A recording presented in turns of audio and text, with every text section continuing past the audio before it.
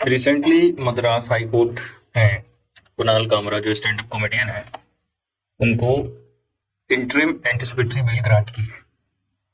अब हमारे लिए इस टॉपिक से जानना ये जरूरी है कि आखिर ये इंटरिम एंटिसिपेटरी बेल होती क्या है। तो उसके लिए सबसे पहले हमको एंटिसिपेटरी बेल समझना पड़ेगा, जो कि सेक्शन 482 ऑफ पीएनएसएस में दी गई है। अच्छा, ये अब 482 ये किस बारे में बात करता है?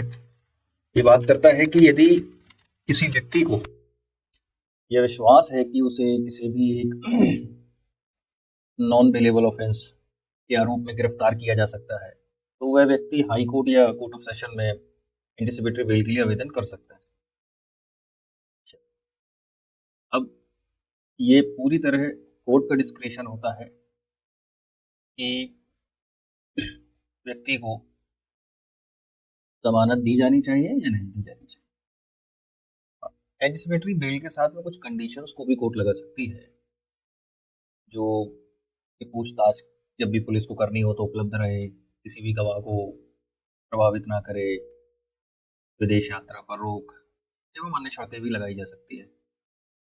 अब यदि किसी व्यक्ति को एंटिसिपेटरी बेल ग्रांट हो गई है और उसके बाद यदि पुलिस उसे बिना वारंट के गिरफ्तार करती है, तो वह व्यक्ति जमानत देने के लिए यदि तैयार रहता है, मतलब जो भी सिक्योरिटी या बॉन्ड वगैरह, तो उसे तुरंत रिहा कर दिया जाता है। और दूसरी चीज कि यदि किसी व्यक्ति को एंटिसिपेटरी बेल ग्रांट हो गई है और यदि मजिस्ट्रेट को ऐसा लगता है कि उसके खिलाफ से गिरफ्तारी वारंट जारी करना है, तो यह वारंट होगा बेलेबल वारंट।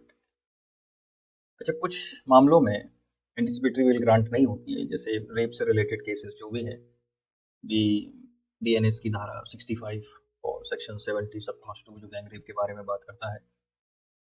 अगर एक्यूज्ड को इन सेक्शन के अंडर में बुक किया गया है तो एंटिसिपेटरी बेल मिलना मुश्किल है। मुश्किल क्या है, वो मिलना ही नहीं है। तो कंक्लूजन क्या निकाल सकते हैं हम कि एंटिसिपेटरी बेल के लिए आवेदन या एप्लीकेशन कब लगाएगा कोई व्यक्ति? यदि उसे ऐसी आशंका है कि उसे एक गैर जमानती अपराध में गिरफ्तार किया जा सकता है, तो वह हाई कोर्ट या कोर्ट ऑफ सेशन में अप्लाई कर सकता है। अगर कोर्ट एंटिसिपेटरी बेल देती है तो उस व्यक्ति को कुछ शर्तों का पालन करना होता है जो उस जमानत एंटिसिपेटरी बेल में लिखी हुई है।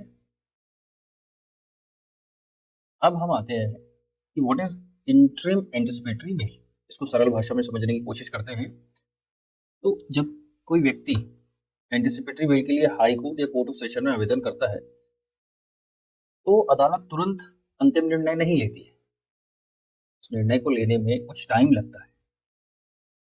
और यदि अदालत को लगता है कि जो एप्लीकेशन पर अंतिम फैसले तक व्यक्ति की गिरफ्तारी से बचाव जरूरी है, तो इंटरिम एंटिसिपेटरी बेल कोर्ट दे सकती है। तो यहाँ पर जो इंटरिम एंटिसिपेटरी बेल होगी वो एक पर्टिकुलर टाइम के लिए होगी। तो हम कह सकते हैं कि ये एक टेम्परेरी रिलीफ है, जब तक कि कोर्ट अपने फाइनल डिसीजन तक ना पहुंच जाए। तो अदालत जो है, जो कोर्ट है, वो केवल फिलहाल गिरफ्तारी से सुरक्षा देती है थोड़े समय के लिए, जब तक कि एंटिसिपेटरी बेल पर फाइनल डिसीजन कोर्ट का नहीं आ जाता।